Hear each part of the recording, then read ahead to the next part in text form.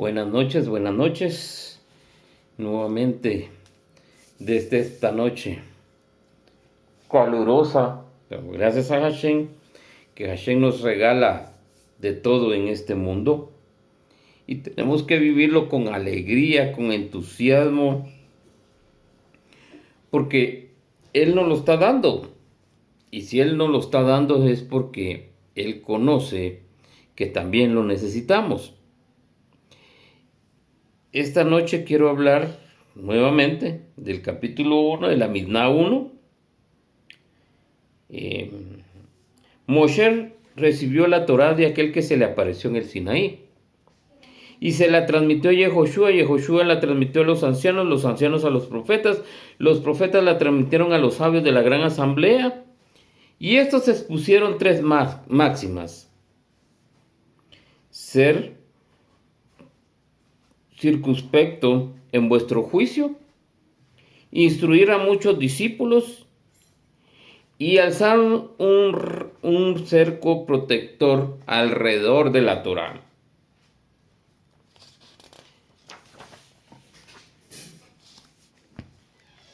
La gran asamblea lo componían 120 maestros más eminentes del pueblo de Israel. A su cabeza estaban los jefes de los pueblos, como el profeta Esdras, Nehemías, Zorobabel, Shería, Realia, Mardojai, Balshan, y los profetas Ageos, Zacarías y Malaquías, que conocemos nosotros en nuestro idioma, en hebreo, Ají, Zaharía y Malají. También forma parte de ellas, le debemos las instrucciones que siguen siendo casi todas nuestras hasta el día de hoy. Y también nuestras oraciones representando el dolor del profeta Yermiyahu, que nosotros lo conocemos como Jeremías, al ver derribada la morada más terrible del Dios viviente, la residencia del Creador del cielo y de la tierra. Imagínense la aflicción del profeta Daniel al presenciar cómo se llevaban a los hijos de una nación libre, a los hijos de un pueblo elegido para servir y ser esclavos y ser entregados a los tiranos.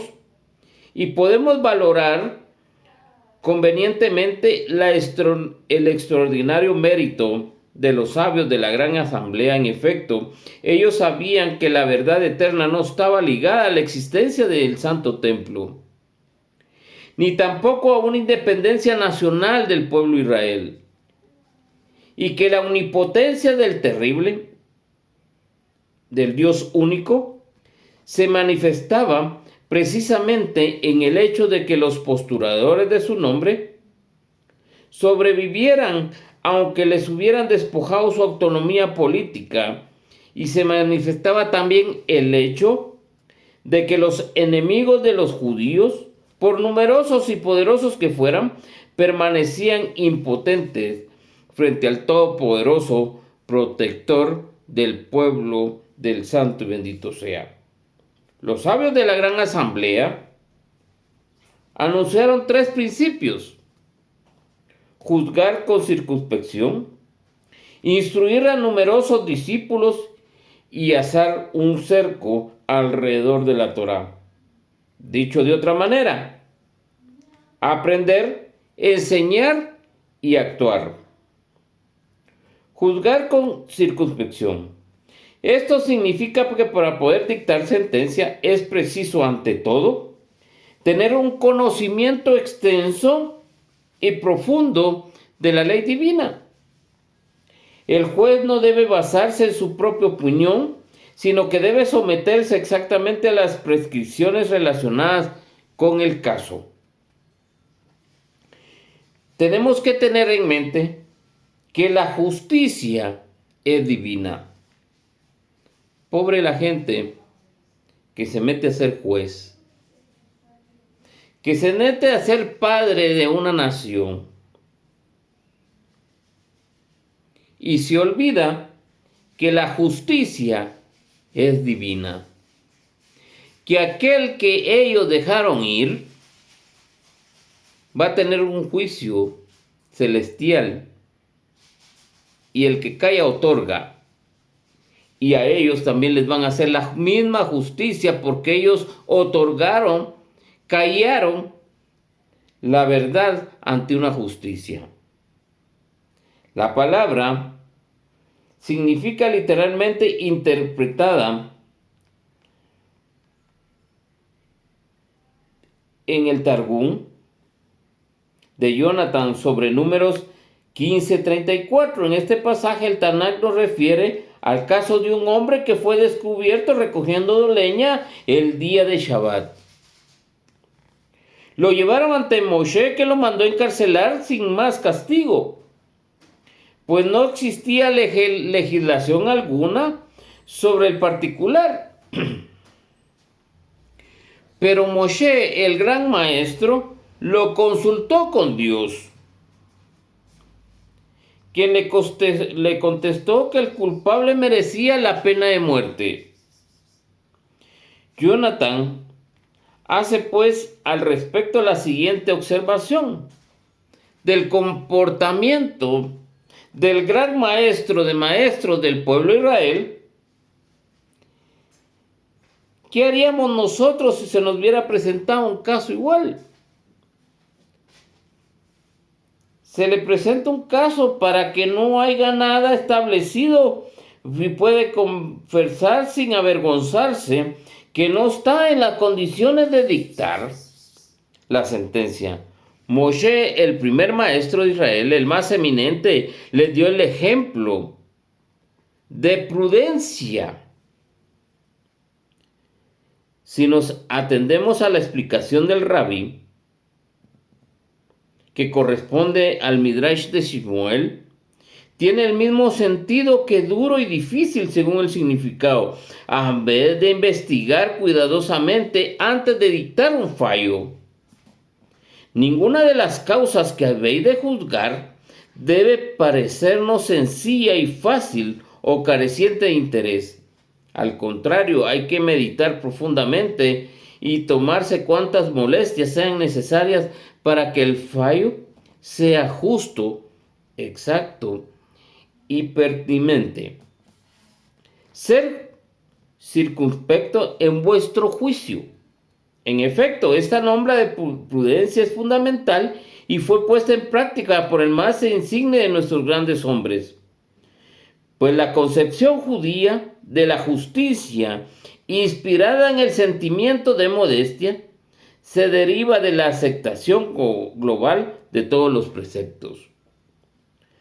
Cuando te comentan un caso y te parezca similar al otro 2 o 3, como los que ya te has encontrado, no digas, ya he examinado 2 o 3 veces el asunto de este tipo y no vale la pena volverlo a estudiar.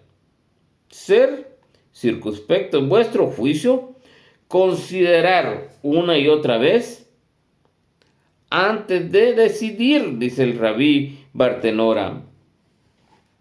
La programación de la Torá, la propagación de la Torá e instruir muchos discípulos. El judaísmo existe solo en la Torá y por la Torá. No existe otro tipo de judaísmo. El instruir a muchos discípulos. El judaísmo existe solo en la Torá y por la Torá. Es pues un deber primordial que aquel que quiere enseñar tiene que estudiar la Torá y no otros libros.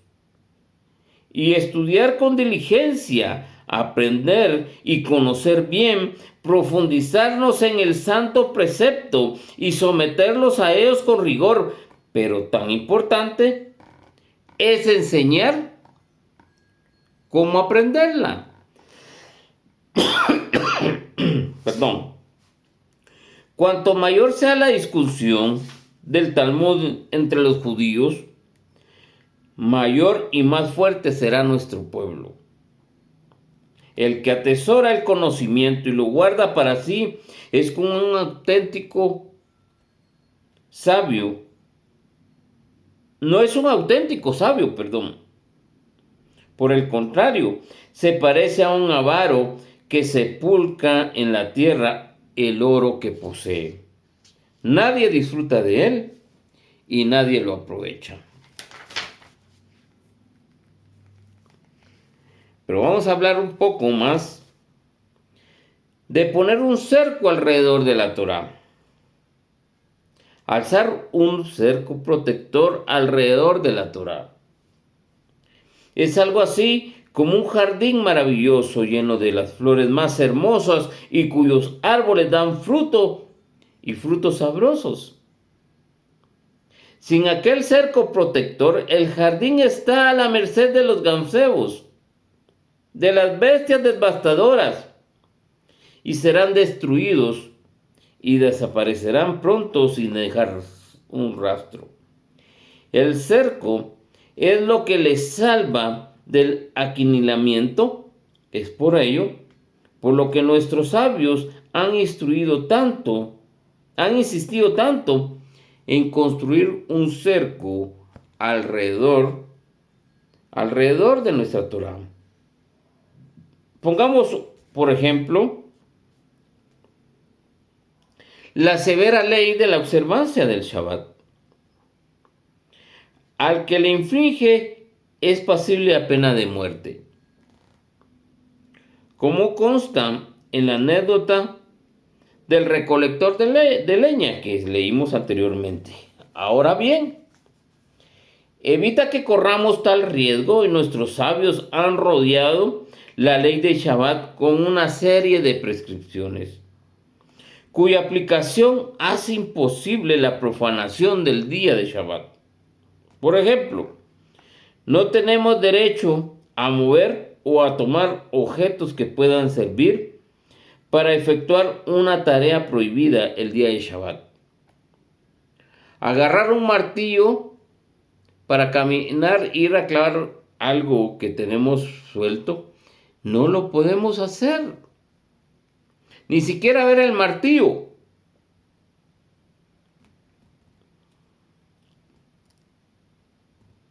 Por ejemplo, no tenemos derecho a tomar objetos que puedan servir para efectuar una tarea prohibida el día de Shabbat, como las leyes relativas a la vida matrimonial. A las buenas costumbres son particularmente severas. Nuestros sabios emplearon también para aquellas el mismo procedimiento de protector, con el fin de preservar indefinitivamente la pureza de la vida familiar y la integridad moral. Nuestros ancianos se esforzaban por proteger la ley divina, pero ahora nos incumbe a nosotros el mismo deber: proteger la ley divina. En lo que concierne a los problemas que surgen diariamente, hemos de guiarnos siempre por las normas que dictaron los sabios de la gran asamblea. Alzar un cerco alrededor de la Torá, pues está escrito: y guardaréis mis preceptos. Eso está en Levíticos 18:30, lo que significa tomar las precauciones necesarias para evitar que se viole la ley divina. Aprender, enseñar y cumplir estrictamente la ley. Tales fueron las reglas básicas que hicieron posible la construcción del Estado judío después de la actividad de Babilonia, y siguieron demostrando su eficacia y así en lo sucedido. Quiera Hashem que este pequeño extracto de este gran libro, que es el Picadbot, está algo remendadito con el perdón de ustedes, pero es un libro para mí muy valioso y lo he leído y lo he estudiado no solo una vez, varias veces. Y por eso he dedicado este tiempo también para compartirlo con ustedes, porque veo que es una buena herramienta para todo aquel que quiere estar cerca de Hashem, para todo aquel que quiere guardar mandamientos y hacerle un cerco alrededor de la Torá, aprender y enseñar. Compartan con sus amigos, con su familia. Suscríbanse al canal. Vamos a tener mucho más contenido. Es un tiempo que le dedicamos a ustedes, primeramente al Santo Bendito sea, enseñando a instruir, como dice el Picadbot, instruir buenos discípulos, pero instruirlos en el camino del bien, porque hay muchos que quieren instruir muchos discípulos para el camino del mal, vendiéndoles la palabra del Santo Bendito sea. Aquí, esto es gratis para ustedes, para mí. Compartamos, aprendamos y vivamos.